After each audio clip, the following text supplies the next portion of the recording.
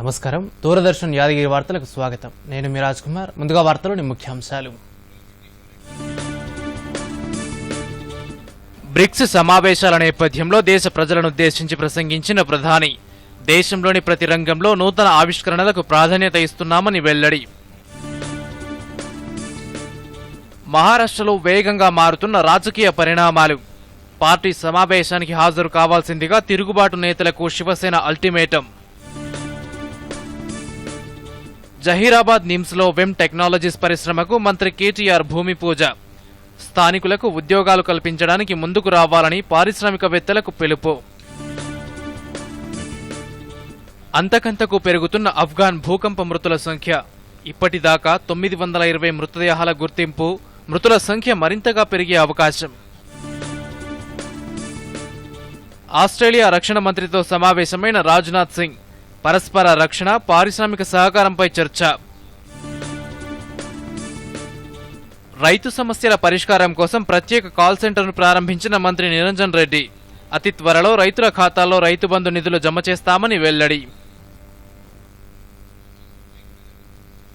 ఇక వార్తలోని వివరాలను చూద్దాం రేపటి నుంచి ప్రారంభమై 2 రోజుల పాటు జరగనున్న 14వ బ్రిక్స్ సమావేశాలకు ప్రధానమంత్రి వర్చువల్గా హాజరు కానున్నారు ఈ నేపథ్యంలో దేశ ప్రజలను ఉద్దేశించి ప్రధాని ప్రసంగించారు పరస్పర ఆర్థిక సహకారమే లక్ష్యంగా ఏర్పడిన బ్రిక్స్ కూటమిలో భారత్ కూడా కీలక పాత్ర పోషిస్తోందన్నారు కరోనా తర్వాత భారత ఆర్థిక వ్యవస్థ దెబ్బతిన్నదని దానిని సరిదిద్దేందుకు నూతన వ్యూహాలతో ముందుకు పోతున్నామని చెప్పారు దేశంలోని ప్రతి రంగంలో నూతన ఆవిష్కరణలకు ప్రాధాన్యత ఇస్తూ అన్ని రంగాలు ఆర్థికంగా పునరుజ్జీవం పొందేలా చర్యలు తీసుకుంటున్నట్టు చెప్పారు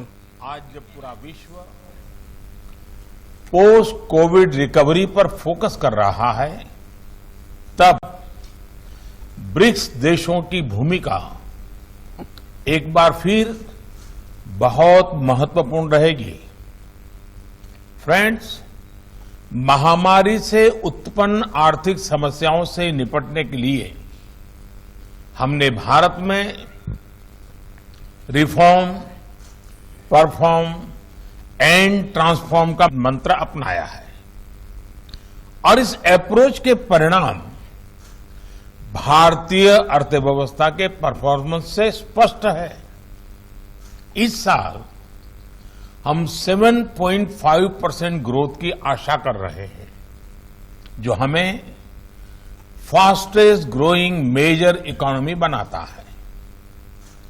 उभरते हुए न्यू इंडिया में हर सेक्टर में ट्रांसफॉर्मेटिव बदलाव हो रहे हैं।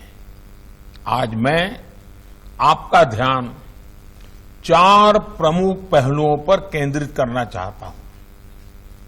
पहला, भारत की वर्तमान इकोनॉमिक रिकवरी का एक प्रमुख स्तंभ टेक्नोलॉजी लेड ग्रोथ है। हम हर सेक्टर में इनोवेशन को सपोर्ट कर रहे हैं। हमने space, blue economy, green hydrogen, clean energy, drones, geospatial, data जैसे कई क्षेत्रों में इनोवेशन फ्रेंडली पॉलिसीज बनाई है। आज भारत में इनोवेशन के लिए विश्व में सबसे उत्तम इकोसिस्टम है जो भारतीय स्टार्टअप्स की बढ़ती संख्या में दिखता है।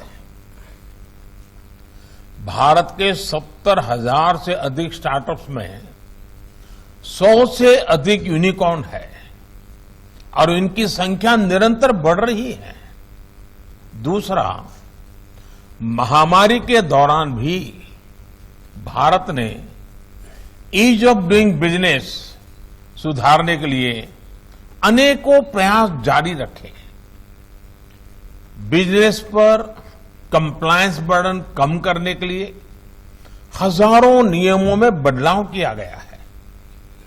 सरकारी पॉलिसीज और प्रोसीडर्स में अधिक पारदर्शिता और स्थिरता लाने के लिए बड़े पैमाने पर काम हो रहा है।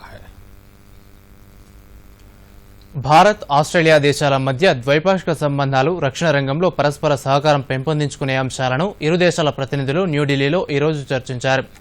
ఢిల్లీ పర్యటనలో ఉన్న ఆస్ట్రేలియా ఉప ప్రధాని రక్షణ మంత్రి రిచర్డ్ మార్లెస్తో రక్షణ మంత్రి రాజ్నాథ్ సింగ్ ద్వైపాక్షిక సమావేశం నిర్వహించారు. ఈ సమావేశంలో భారత్ ఆస్ట్రేలియా సమగ్ర వ్యూహాత్మక భాగస్వామ్యానికి సంబంధించిన రక్షణ భద్రతా అంశాలను సమీక్షించారు. కోవిడ్ మహమ్మారి సమయంలోనూ పరస్పర విశ్వాసం, అవగాహన, ఉమ్మడి ఆసక్తులు, భాగస్వామ్య విలువలు తదితర అంశాల్లో సత్సంబంధాలు కలిగి ఉండటం పట్ల ఇరు దేశాలు హర్షం వ్యక్తం చేశాయి. ప్రజాస్వామ్యం, అంతర్జాతీయ చట్టాల ఆధారంగా సమగ్ర వ్యూహాత్మక భాగస్వామ్యాన్ని అమలు చేయడం పట్ల ఇరు దేశాల నేతలు తమ నిబద్ధతను పునరుద్ఘాటించారు. ఈ ఏడాది చివరిలో ఆస్ట్రేలియాలో సమావేశం కానున్న డిఫెన్స్ రీసెర్చ్ అండ్ మెటీరియల్ కోఆపరేషన్పై భారత్ ఆస్ట్రేలియా జాయింట్ వర్కింగ్ గ్రూప్కి పూచికత్తు ఇచ్చేందుకు కట్టుబడి ఉన్నట్టు తెలియజేశారు. రక్షణ దళాలకు మరింత సామర్థ్యాన్ని అందించడానికి, పారిశ్రామిక సహకారానికి భారత్ ఆస్ట్రేలియా మధ్య ఉన్న అవకాశాలపై మంత్రులు చర్చించారు. అంతకుముందు ఆస్ట్రేలియా ఉప ప్రధాని, రక్షణ మంత్రి జాతీయ యుద్ధ స్మారక చిహ్నాన్ని సందర్శించి పుష్పగుచ్చం ఉంచి యుద్ధ వీరులకు నివాళులర్పించారు.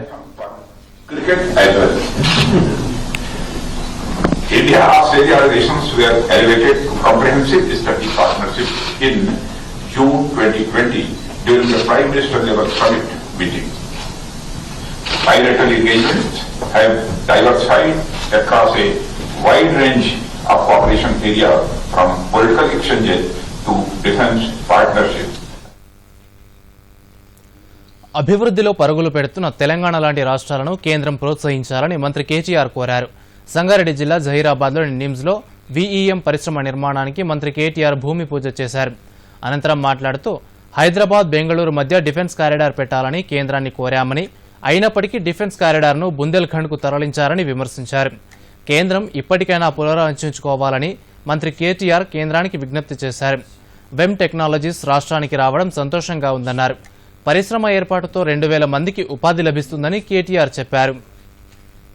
కల్పిస్తూ ఒక 511 ఎకరాల విస్తీర్ణంలో రక్షణ రంగానికి సంబంధించిన యాంటీ ట్యాంక్ గైడెడ్ మిసైల్స్ ఉన్నాయి, స్మాల్ ఆర్మ్స్ ఉన్నాయి, sniper rifles, unmanned aerial systems, aero structures for fighter air crafts, అదేవిధంగా under water weapons systems, radars, వాటితో పాటు ఇంకా రకరకాల ఇతర రక్షణ రంగానికి సంబంధించిన రకరకాల సామాగ్రిని ఇక్కడ తయారు చేయడానికి వారు ముఖ్యంగా జహీరాబాద్ని ఎంచుకున్నందుకు హృదయపూర్వకంగా వెమ్ టెక్నాలజీస్కి మా అందరి తరపున హృదయపూర్వకమైన ధన్యవాదాలు నేను మీకు తెలియజేస్తా ఉన్నాను.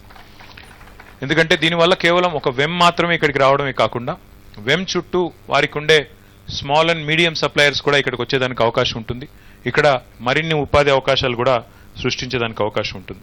దాంతోపాటు మీకు తెలుసు, ప్రస్తుతం కేంద్ర ప్రభుత్వం కూడా ఆత్మనిర్భర్ భారత్ అనే కార్యక్రమంలో భాగంగా, అంటే మన దేశానికి సంబంధించిన మరి రక్షణ రంగానికి సంబంధించిన ముఖ్యమైన అంకాలు ఏవైతే ఉన్నాయో అవి మన దగ్గరే తయారు చేయాలి అనే ఒక ఆలోచనతో, ఒక ఆశయంతో ఈ ఆత్మనిర్భర్ భారత్ అనే ఒక స్లోగన్ కూడా వారు తీసుకున్నారు.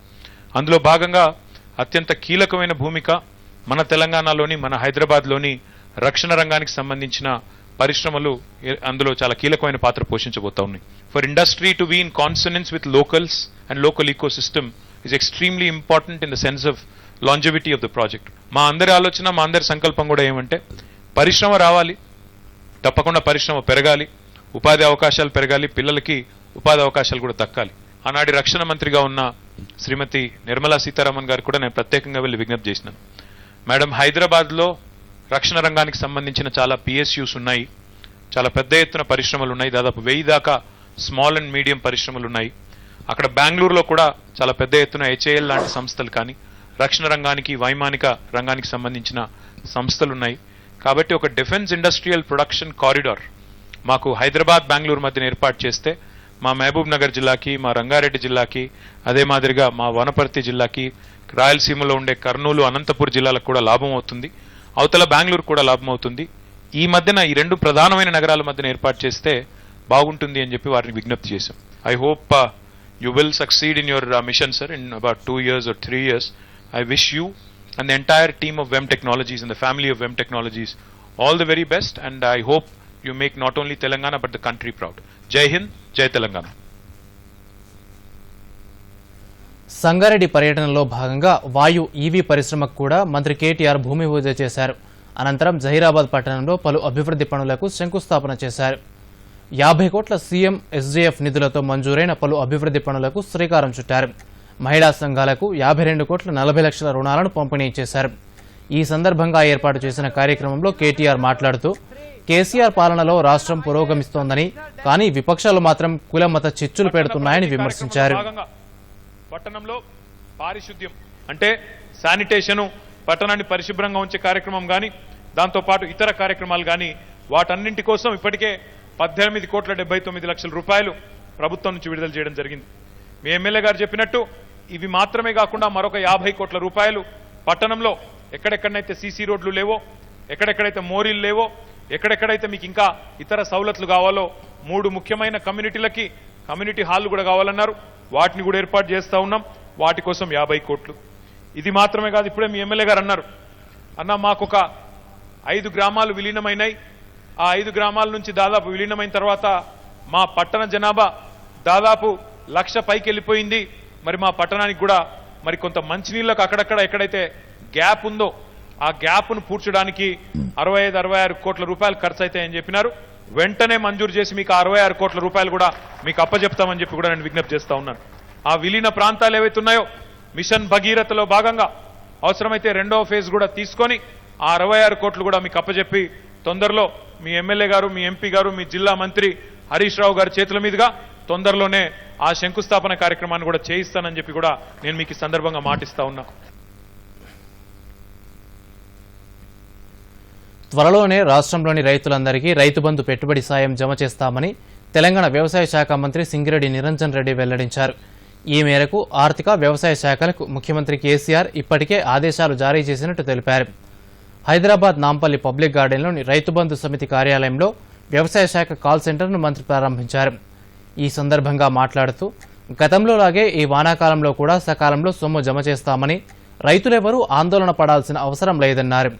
రైతు సమస్యల పరిష్కారం కోసం త్వరలోనే టోల్ ఫ్రీ నెంబర్ను ఏర్పాటు చేయనున్నట్టు వెల్లడించారు. రాష్ట్ర ప్రభుత్వం అమలు చేస్తున్న సంక్షేమ కార్యక్రమాలను రైతులకు వివరించేందుకు, రైతుల విజ్ఞప్తులు స్వీకరించడం కోసమే ఈ కాల్ సెంటర్ను ఏర్పాటు చేశామని చెప్పారు. రైతు బంధు, రైతు బీమా, ఇతర పథకాలకు సంబంధించి ఏ ఇతర వివరాల కోసమైనా కాల్ సెంటర్ ఉపయోగపడుతుందని నిరంజన్ రెడ్డి వివరించారు. ఎవరికైనా సరే కాల్ చేసి, ఉదాహరణకు రైతు బీమా ఏదైనా ఇప్పటిదాకా అందినవి కానీ రేపు అందేవి కానీ వాటికి సంబంధించినటువంటి వివరాలు వాళ్ళతో ఒకసారి మాట్లాడడం కానీ, రైతు బంధుకు సంబంధించినటువంటి వివరాలు మాట్లాడడం కానీ, అదేవిధంగా పంటల వైవిధ్యీకరణకు సంబంధించినటువంటి అంశాలు కానీ, ఇతరత్ర ఏదైనా అంశాలు చెప్పాలనుకున్నా, రైతు నుంచి ఏమైనా సమాచారం తీసుకోదలుచుకున్నా వాళ్ళకు మా వైపు నుంచి మాట్లాడడం కోసం వెసులుబాటు ఉండేటువంటి విధంగా ఒక కాల్ సెంటర్. ఇదే కాల్ సెంటర్లో మళ్ళీ నెక్స్ట్ సర్వీసెస్ ఏంటంటే ఒక టోల్ ఫ్రీ నెంబర్ను పెట్టేసి రాష్ట్రంలో ఉండేటువంటి రైతులు ఎవరైనా సరే తమకు ఉండేటువంటి సమస్యల్ని కానీ, తమకు ఉండేటువంటి సందేహాలను కానీ ఏమైనా తీర్చుకోవాలనుకున్నప్పుడు వాళ్ళు వ్యవసాయ శాఖను సంప్రదించాలనుకుంటున్నారు. అన్నదాతలకు రాష్ట్ర ప్రభుత్వం శుభవార్త వినిపించింది. రైతు బంధు సాయం ఈ నెల 28వ తేదీ నుంచి రైతులకు అందనుంది. వానాకాలం పెట్టుబడి సాయాన్ని 28వ తేదీ నుంచి రైతుల ఖాతాల్లో జమ చేయాలని ముఖ్యమంత్రి కేసీఆర్ నిర్ణయించారు. అందుకు అనుగుణంగా చర్యలు తీసుకోవాలని ప్రభుత్వ ప్రధాన కార్యదర్శి సోమేష్ కుమార్ను సీఎం కేసీఆర్ ఆదేశించారు. ఎప్పటిలాగానే వరుస క్రమంలో అన్నదాతల ఖాతాల్లో రైతు బంధు నిధులను ప్రభుత్వం జమ చేయనుంది. తక్కువ విస్తీర్ణమున్న వారితో ప్రారంభించి రైతులకు పంట పెట్టుబడి సాయాన్ని వారి బ్యాంకు ఖాతాల్లో జమ చేస్తారు. వానాకాలం సీజన్కు రైతు బంధు కింద 7,600 కోట్ల రూపాయలు సాయం అందించే అవకాశం ఉంది. మంజీరా నదిపై నిర్మిస్తున్న చెక్ డ్యాంల పనులను అసెంబ్లీ స్పీకర్ పోచారం శ్రీనివాసరెడ్డి పరిశీలించారు. ఈ సందర్భంగా మాట్లాడుతూ మంజీరా నదిపై నిర్మిస్తున్న ఈ చెక్ డ్యాంలు బాన్స్వాడ, జుక్కల్ నియోజకవర్గాలకు వరంగా మారతాయన్నారు. ఈ చెక్ డ్యాంల కారణంగా మంజీరా నది సంవత్సరం పొడవునా నీళ్లతో నిండుగా ఉంటుందన్నారు. నది నుంచి ఇరువైపులా కిలోమీటర్ల దూరం వరకు భూగర్భ జలాలు పెరిగి వేలాది ఎకరాలు సస్యశ్యామలం అవుతాయన్నారు. బాన్స్వాడ పట్టణ సమీపంలోని చింతల నాగారం వద్ద 15 కోట్ల రూపాయలతో నిర్మించిన చెక్ డ్యాం నిర్మాణ పనులు దాదాపుగా పూర్తి కావచ్చాయని చెప్పారు. ముఖ్యమంత్రి కేసీఆర్ ఆలోచనతో గ్రేటర్ హైదరాబాద్ మున్సిపల్ కార్పొరేషన్ పరిధిలో ఏర్పాటు చేసిన బస్తీ దవాఖానాలు పట్టణ పేదలకు వైద్య ఖర్చుల భారాన్ని తగ్గించాయని వైద్యారోగ్య శాఖ మంత్రి హరీష్ రావు అన్నారు. ఎంసీఆర్ హెచ్ఆర్డీలో బస్తీ దవాఖానాలపై వైద్యారోగ్య శాఖ ఉన్నతాధికారులతో మంత్రి హరీష్ రావు సమీక్ష నిర్వహించారు. ఇప్పటికే సిద్ధంగా ఉన్న 12 బస్తీ దవాఖానాలను త్వరగా ప్రారంభించాలని చెప్పారు. ప్రజల సుస్థిని పోగొడుతూ అత్యంత ప్రజాదరణ పొందాయన్నారు. ప్రస్తుతం జీహెచ్ఎంసీలో 259 బస్తీ దవాఖానాలు ప్రజలకు అందుబాటులో ఉన్నాయని తెలిపారు. ఇదే స్ఫూర్తితో జీహెచ్ఎంసీ సహా ఇతర ప్రాంతాల్లో మరో 131 బస్తీ దవాఖానాలు ఏర్పాటు చేస్తున్నట్టు పేర్కొన్నారు. వీటిని ఆగస్టు 15వ తేదీ నాటికి అందుబాటులోకి తీసుకురావాలని అధికారులకు హరీష్ రావు ఆదేశాలు జారీ చేశారు. ఆఫ్ఘనిస్తాన్లో బుధవారం తెల్లవారుజామున సంభవించిన భూకంపం పెను విధ్వంసాన్ని సృష్టించింది. గంటల వ్యవధిలోనే మృతుల సంఖ్య వందల్లో పెరుగుతోంది. ఈ ఘటనలో ఇప్పటి వరకు సుమారు 920 మంది మరణించినట్టు అధికారులు వెల్లడించారు. గాయపడిన వారి సంఖ్య 600కు పైగా ఉందని వెల్లడించారు. భూకంపం సంభవించిన ప్రదేశం మారుమూల పర్వత ప్రాంతం కావడంతో సమాచార లోపం ప్రధాన సమస్యగా మారింది. సహాయ కార్యక్రమాలకు ఆటంకం కలుగుతోంది. దీంతో మరణాలపై పూర్తి స్పష్టత రావడం లేదని అధికారులు చెబుతున్నారు. పాకిస్తాన్ సరిహద్దుకు సమీపంలోని ఖోస్ట్ పక్టీకా ప్రావిన్స్లో ఈ ప్రకృతి వైపరీత్యం సంభవించిందని యుఎస్ జియాలజికల్ సర్వే వెల్లడించింది. రిక్టర్ స్కేల్పై భూకంప తీవ్రత 6.1గా నమోదైంది. అక్కడి మీడియాలో వస్తున్న దృశ్యాలు భూకంప తీవ్రతను కళ్లకు కడుతున్నాయి. ఇళ్లు ధ్వంసమై శిథిలావస్థకు చేరుకున్నాయి. ఆ ప్రాంతంలో సరైన వైద్య సదుపాయాలు అందుబాటులో లేకపోవడంతో ప్రజలు సహాయం కోసం అర్థించే పరిస్థితి నెలకొంది. భారీ స్థాయిలో ప్రాణ ఆస్తి నష్టం సంభవించిందని, తమకు అంతర్జాతీయ సమాజం సహకారం కావాలని ఆఫ్ఘాన్ విపత్తు నిర్వహణ మంత్రిత్వ శాఖ ప్రపంచ దేశాలను అభ్యర్థించింది. తాలిబాన్ల ఆక్రమణతో ఇప్పటికే ఆర్థిక సంక్షోభంలో కొట్టుమిట్టాడుతున్న ఆఫ్ఘాన్ ప్రజలను ఈ భూకంపం మరింత దారుణ స్థితిలోకి నెట్టేసింది. పల్లె ప్రగతి హామీలు వెంటనే అమలు చేయాలని పంచాయతీరాజ్ శాఖ మంత్రి ఎర్రబెల్లి దయాకర్ రావు అన్నారు. వివిధ శాఖల ఉన్నతాధికారులతో హైదరాబాద్లో పల్లె ప్రగతి అమలు తీరును సమీక్షించారు. పల్లె ప్రగతితో పాటు ఆయా శాఖల్లో నిర్వహిస్తున్న పలు పనుల పురోగతిపై ఆరా తీశారు. కొత్త సీసీ రోడ్ల నిర్మాణ పనులు, గ్రామ పంచాయతీ భవనాల నిర్మాణాలను వెంటనే మొదలు పెట్టాలని మంత్రి అధికారులను ఆదేశించారు. స్త్రీనిధి రుణాల ద్వారా ఇంటింటికి సోలార్ ప్రాజెక్టు మంజూరు చేసేందుకు ప్రతిపాదనలు సిద్ధం చేయాలని, జిల్లాకు 1000 మంది మహిళా లబ్ధిదారులను ఎంపిక చేయాలని ఎర్రబెల్లి సూచించారు. రాష్ట్రంలో ఈ ఏడాది వానాకాలం 70 లక్షల ఎకరాల విస్తీర్ణంలో ప్రధాన వాణిజ్య పత్తి పంట సాగు చేయాలని ప్రభుత్వం నిర్దేశించిందని వ్యవసాయ శాఖ మంత్రి నిరంజన్ రెడ్డి అన్నారు. హైదరాబాద్లో వానాకాలం సాగు పురోగతిపై మంత్రి సమీక్షించారు. ఈ ఏడాది వర్షాల ఆలస్యం కావడం సహా విత్తనాలు, రసాయన ఎరువులు, ఇతర ఉపకరణాల లభ్యతలపై విస్తృతంగా చర్చించారు. 15 లక్షల ఎకరాల్లో కంది పంట సాగు చేయాలని లక్ష్యం పెట్టుకున్న దృష్ట్యా రైతుల సౌకర్యార్థం విత్తనాలు, రసాయన ఎరువులు అందుబాటులో పెట్టామని ప్రకటించారు. రైతులు విడి విత్తనాలు కొనుగోలు చేయవద్దన్న మంత్రి అధీకృత డీలర్ల వద్దనే కొనుగోలు చేయాలని సూచించారు.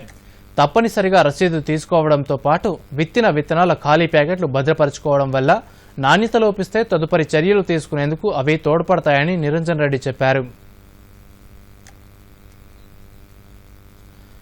వేతన పెంపు కోరుతూ సినీ కార్మికులు సమ్మెబాట పట్టడంపై మంత్రి తలసాని శ్రీనివాస్ యాదవ్ స్పందించారు. అటు సినీ కార్మిక సంఘాలు, నిర్మాతల మండలి కలిసి కూర్చొని సమస్య పరిష్కారానికి ఒక నిర్ణయానికి రావాలని మంత్రి సూచించారు. సమ్మె కారణంగా అందరూ ఇబ్బంది పడాల్సి ఉంటుందని, సమస్య పరిష్కారం కోసం ఇరు వర్గాలు చొరవ చూపాలని మంత్రి తలసాని సూచించారు. అగ్రిమెంట్స్ అనేది గడిచిన 4.5 సంవత్సరాల నుంచి పెండింగ్ ఉండడం, అంటే జనరల్ గా ఎవ్రీ 3 years ఒకసారి జరగాలి. కరోనా వైరస్ మూలాన డిలే అయినటువంటి విషయం మనందరికీ తెలుసు. అయితే ఈ సమస్యని సానుకూలంగా పరిష్కరించాలని ఫిలిం ఫెడరేషన్, అదేవిధంగా ఫిలిం ఛాంబర్ సభ్యులు, నిర్మాతల మండలి సభ్యులందరూ కూర్చొని వెంటనే పరిష్కారం చేసుకోవాలని చెప్పి నేను ఈ సందర్భంగా వారికి తెలియజేస్తున్నా. ఒకటి ఏంటంటే కరోనా వైరస్ మూలాన డిలే జరిగినప్పుడు వాళ్ళకు ఆల్రెడీ వీళ్ళ కమిట్మెంట్ ఉంది, ఒక 1 year తర్వాత చేస్తామని. బట్ 1 year పోయి ఇంకా 6 months అదనంగా అయింది కాబట్టి వెంటనే వాళ్ళకు ఉన్నటువంటి డిమాండ్స్ని మీరు కూర్చొని అది పరిష్కారం చేసుకుంటే బాగుంటుందని చెప్పి నేను ఈ సందర్భంగా తెలియజేస్తున్నా. అన్నీ సరే అది చేయి జారిపోయేటువంటి ప్రమాదం ఉంది. మళ్ళా అన్నీ సరే ఇబ్బంది పడే కాగా వేతనాల పెంపు, విధి విధానాల్లో మార్పులు కోరుతూ తెలుగు సినీ కార్మికులు చేపట్టిన సమ్మెపై నిర్మాతల మండలి కూడా స్పందించింది. ఈ సందర్భంగా ప్రముఖ నిర్మాత సి కళ్యాణ్ మాట్లాడుతూ కార్మికులకు వేతనాలు పెంచడానికి తమకు ఎలాంటి ఇబ్బంది లేదని స్పష్టం చేశారు. గురువారం నుంచి కార్మికులందరూ షూటింగ్ లో పాల్గొనాలని సూచించారు. దానికి ముందు కొన్ని సమస్యలు జరిగి ఉన్నాయి, కొన్ని కండిషన్లు ఉన్నాయి. ఆ వర్కింగ్ కండిషన్ల గురించి డిస్కస్ చేసిన తర్వాత వేజెస్ నెగోషియేషన్స్ చేద్దామని చెప్పి ఛాంబర్ నుంచి చెప్పడం జరిగింది. ప్రొడ్యూసర్ కౌన్సిల్ నుంచి ప్రొడ్యూసర్లందరూ ఛాంబర్కి లెటర్ రాయటం జరిగింది. మా పేరెంట్ బాడీ అనేది ఛాంబరే. ఈరోజు కూడా మా ప్రొడ్యూసర్లందరూ ముక్త కంఠంతో ఒకే మాట చెప్పమని చెప్పి మాకు వాళ్ళు సలహా ఇచ్చారు. మేము విధి విధానాలు అలాగే వేతనాలు కూర్చొని మాట్లాడి చర్చించుకొని ఒక కంక్లూషన్కి రావడానికి మేము సిద్ధంగా ఉన్నాం. జనగామ జిల్లా పర్యటనలో భాగంగా సాంస్కృతిక పర్యాటక శాఖ మంత్రి శ్రీనివాస్ గౌడ్ రఘునాథపల్లి మండలం ఖిలాపురం గ్రామంలో గల సర్వాయి పాపన్న కోట నిర్మాణ పనులను పరిశీలించారు. కోట కూలి ఇల్లు ధ్వంసమైన దళిత కుటుంబాలకు వారం రోజుల్లో ఇంటి స్థలం కేటాయించి ఇండ్లు నిర్మించి ఇస్తామని మంత్రి హామీనిచ్చారు. అలాగే కిలాషపూర్ కోట అభివృద్ధి తరహాలో తాటికొండలోని పాపన్న కోటకు నిధులు కేటాయించి అభివృద్ధి చేస్తామని మంత్రి శ్రీనివాస్ గౌడ్ పేర్కొన్నారు. సర్దార్ సర్వాయి పాపన్న జయంతి ఉత్సవాల నాటికి కోట పునరుద్ధరణ పనులు పూర్తి చేయాలని అధికారులను ఆదేశించారు.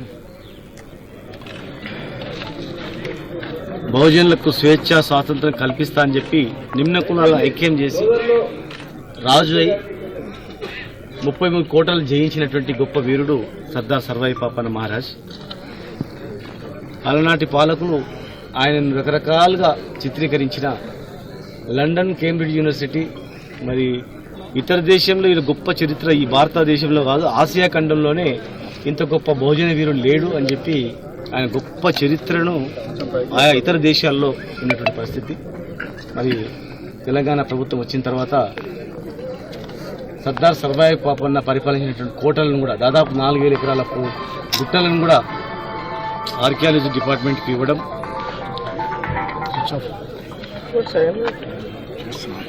ఆయా కోటలను పరిరక్షించుకోవడం, ముఖ్యంగా ఆయన రాజధానిగా ఉన్నటువంటి కిలాషాపూర్లో ఉన్నటువంటి ప్రధాన ఈ కోట గత సంవత్సరం పడిపోయినప్పుడు మరి పెద్దలు రాజయ్య గారు ఇమ్మీడియట్గా దానికి అమౌంట్ కావాలని చెప్పి కోరగానే ఇమ్మీడియట్గా 1,26,00,000 రూపాయలు శాంక్షన్ చేయడం జరిగింది. ఆ పనులని పర్యవేక్షించడానికి ఆలోచన. ఆ పనులే కాకుండా మిగతా ఇంకెక్కడెక్కడ పడిపోయే దశలో ఉన్నాయో దానికి కూడా ఎస్టిమేషన్ వేయాలని చెప్పి అధికారులకు ఆదేశించడం జరిగింది. గుజరాత్లో ఉన్న శివసేన ఎమ్మెల్యేలు తమను బలవంతంగా తీసుకెళ్లినట్టు ఫోన్ చేసి చెప్పారని ఉద్దవ్ ఠాక్రే తెలిపారు. శివసేన ఎమ్మెల్యేలో ఒక్కరు తనను రాజీనామా చేయమన్నా వెంటనే పదవి నుంచి తప్పుకుంటానని చెప్పారు. తన తర్వాత కూడా శివసేన నేతే సీఎం అయితే సంతోషిస్తానని పేర్కొన్నారు. శివసేన ఎప్పుడూ హిందుత్వం వదిలిపెట్టదని, హిందుత్వం అనేది శివసేన గుర్తింపు మాత్రమే కాదని బలమైన భావజాలమన్నారు. సీఎం పదవిని స్వీకరించాలని పవార్ స్వయంగా తనను కోరారని, ఆయన కోరిక మేరకే సంకీర్ణ ప్రభుత్వాన్ని ఏర్పాటు చేశామన్నారు. ముఖ్యమంత్రిగా తన విధులు తాను సక్రమంగా నిర్వర్తించానని ఉద్దవ్ ఠాక్రే చెప్పారు. मुख्यमंत्री भेटत का नाहीत, मुख्यमंत्री भेटत नव्हते, मुख्यमंत्री म्हणजे मी, हे गेल्या काही दिवसांपूर्वी सत्य होतं. याचं कारण जी माझी शस्त्रक्रिया झाली होती तो अनुभव काय होता, त्या अनुभवाचं एक वर्णन नाही मी करत बसणार, पण त्याच्यानंतर మహారాష్ట్రలో రాజకీయ సమీకరణాలు వేగంగా మారుతున్నాయి. ప్రభుత్వం చేజారకుండా ఉండేందుకు ఉద్దవ్ ఠాక్రే వ్యూహాత్మకంగా అడుగులు వేస్తుండగా మరోపక్క తిరుగుబావుటా ఎగరవేసిన ఏక్నాథ్ షిండే ప్రభుత్వ ఏర్పాటుకు తీవ్ర ప్రయత్నాలు చేస్తున్నారు. గవర్నర్ను కలిసేందుకు ముమ్మర ప్రయత్నాలు చేస్తున్నారు. ఈ నేపథ్యంలో మహారాష్ట్ర తాజా రాజకీయ పరిణామాలపై ప్రత్యేక కథనం.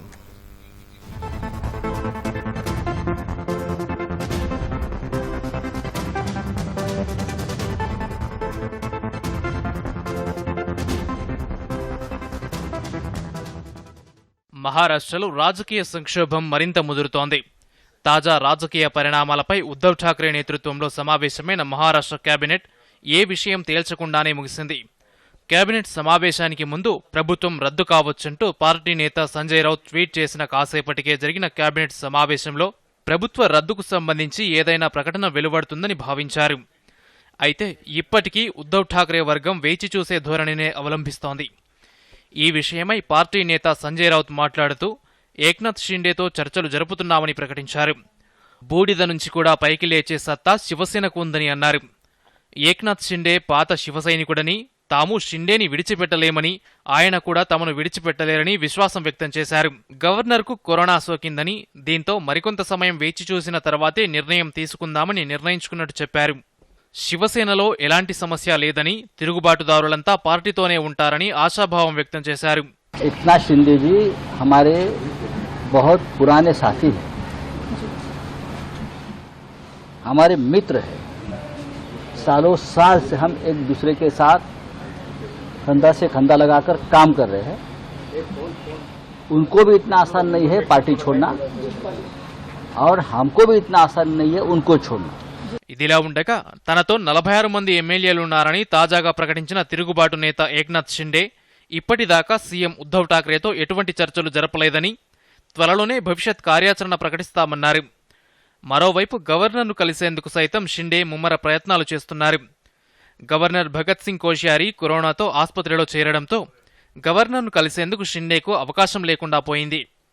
ఈ నేపథ్యంలో గోవా గవర్నర్ శ్రీధరన్ పిల్లైని ప్రస్తుత తరుణంలో తాత్కాలిక గవర్నర్గా నియమించే అవకాశముందని సమాచారం.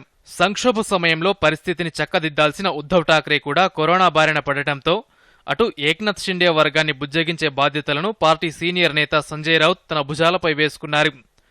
మరోవైపు తిరుగుబాటు నేతల నుంచి ఎటువంటి స్పందన రాకపోవడంతో ఆఖరి అస్త్రంగా శివసేన అల్టిమేటం జారీ చేసింది. పార్టీ నేతలంతా తిరిగి రావాలని, లేదంటే శివసేన నుంచి బహిష్కరిస్తామని హెచ్చరించింది.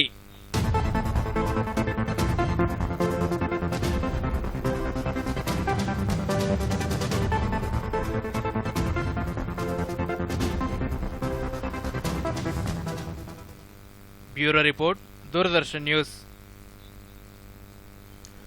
ఆవిర్భావ సమయానికి 16,000 కోట్ల మిగులు నిధులతో ధనిక రాష్ట్రంగా ప్రారంభమైన తెలంగాణ ప్రస్థానం 8 ఏళ్ల టీఆర్ఎస్ పాలనలో ఉద్యోగులకు జీతాలు ఇవ్వలేని దుస్థితికి చేరిందని టీపీసీసీ అధ్యక్షుడు రేవంత్ రెడ్డి విమర్శించారు. హోంగార్డులు, మోడల్ స్కూళ్ల సిబ్బందికి వెంటనే జీతాలు అందించాలని డిమాండ్ చేశారు. ఈ విషయమై ముఖ్యమంత్రికి బహిరంగ లేఖ రాశారు. విలువైన భూముల అమ్మకం, లక్షల కోట్ల అప్పుల ద్వారా వచ్చిన నిధులు చాలదన్నట్టు కేసీఆర్ సర్కార్ ప్రజలపై పన్నుల భారం మోపిందని విమర్శించారు. ఒకవైపు అప్పులు, మరోవైపు భూముల అమ్మకం, పెట్రోల్ డీజిల్ ధరల పెరుగుదల, వ్యాట్, కరెంట్ ఛార్జీలు, భూముల రిజిస్ట్రేషన్ ఛార్జీలు, బస్ ఛార్జీల పెంపుదలతో ప్రజలు అల్లాడుతున్నారని అన్నారు. అడ్డు అదుపులేని మద్యం అమ్మకాలు, వీటన్నింటి ద్వారా జనంపై ఎడాపెడా భారం మోపి వసూలు చేస్తున్న లక్షల సొమ్ము ఎటు వెళ్తుందో సమాధానం చెప్పాలని డిమాండ్ చేశారు. రాష్ట్ర ఆర్థిక పరిస్థితిపై ప్రభుత్వం వెంటనే శ్వేతపత్రం విడుదల చేయాలని రేవంత్ రెడ్డి డిమాండ్ చేశారు. సికింద్రాబాద్ రైల్వే స్టేషన్లో జరిగిన అల్లర్ల ఘటనపై దర్యాప్తు కొనసాగుతోంది. కేసులో మరో రిమాండ్ రిపోర్టును పోలీసులు విడుదల చేశారు. ఈ అల్లర్ల ఘటనలో మొత్తం 56 మందిని నిందితులుగా చేర్చిన పోలీసులు ఇప్పటికే 46 మందిని అరెస్టు చేశారు. ఈ అల్లర్లతో ప్రమేయమున్న మరో 10 మంది నిందితులను రైల్వే పోలీసులు అరెస్టు చేశారు. ఏటు పృథ్వీరాజ్తో పాటు మరో 9 మందిని అరెస్టు చేసి రిమాండ్కు తరలించారు. వాళ్లందరినీ అదుపులోకి తీసుకుని విచారించిన అనంతరం పలు సెక్షన్ల కింద కేసు నమోదు చేసి వారిని నిందితులుగా చేర్చారు. ఆ తర్వాత వాళ్లను సికింద్రాబాద్ రైల్వే కోర్టులో హాజరుపరిచారు. మెజిస్ట్రేట్ ముందు హాజరుపరిచిన తర్వాత పోలీసులు చంచల్గూడ జైలుకి తరలించారు. రికార్డు స్థాయిలో 28 రోజుల్లోనే ఏపీ ఇంటర్మీడియట్ ఫలితాలను అధికారులు విడుదల చేశారు. ఇంటర్ ద్వితీయ సంవత్సరంలో 61%, మొదటి సంవత్సరంలో 54% ఉత్తీర్ణత సాధించారు. ఫలితాల్లో కృష్ణా జిల్లా 75%తో తొలి స్థానంలో నిలవగా 55%తో కడప చివరి స్థానంలో నిలిచింది. ఇంటర్ 2 సంవత్సరాలకు గాను 8,69,000 మందికి పైగా విద్యార్థులు పరీక్షలకు హాజరు కాగా సుమారు 5 లక్షల మంది ఉత్తీర్ణులయ్యారు. ఈ సంవత్సరం మే నెలలో 6 మే నుంచి 25 మే వరకు జరిగాయి. 22 మార్చ్ ఎగ్జామ్స్ 6 మే నుంచి 25 మే వరకు జరిగాయి. రుతుపవనాల ప్రభావంతో వర్షాలు జోరుగా కురుస్తున్నాయి. దీంతో జలపాతాలు పరవళ్లు తొక్కుతున్నాయి. ములుగు జిల్లా వెంకటాపురం మండలం వీరభద్రవరం సమీపంలోని అటవీ ప్రాంతంలోని ముత్యాల జలపాతం ఉధృతంగా ప్రవహిస్తోంది. పాలనురగల్లాంటి జలధారలు కొండపై నుంచి కిందకు పరుగులు పెడుతూ చూపరులను ఆకట్టుకుంటున్నాయి. జలధారల సవ్వడులతో అటవీ ప్రాంతం మారుమోగుతోంది. ఇక తెలంగాణ నయాగరగా పేరొందిన బోగతా జలపాతం జోరుగా ప్రవహిస్తోంది. గత 2 రోజులుగా ములుగు, ఛత్తీస్గఢ్లోనూ వర్షాలు పడుతుండటం వల్ల బోగతా కొత్త అందాలు సంతరించుకుంది. కొండకొన్నలో నుంచి వడివడిగా పరుగులు తీస్తున్న జలధారలు కన్నార్పకుండా చేస్తున్నాయి. దీంతో ములుగు జిల్లా వాజేడు మండలంలోని బోగతా జలపాతాన్ని చూసేందుకు సందర్శకులు క్యూ కడుతున్నారు.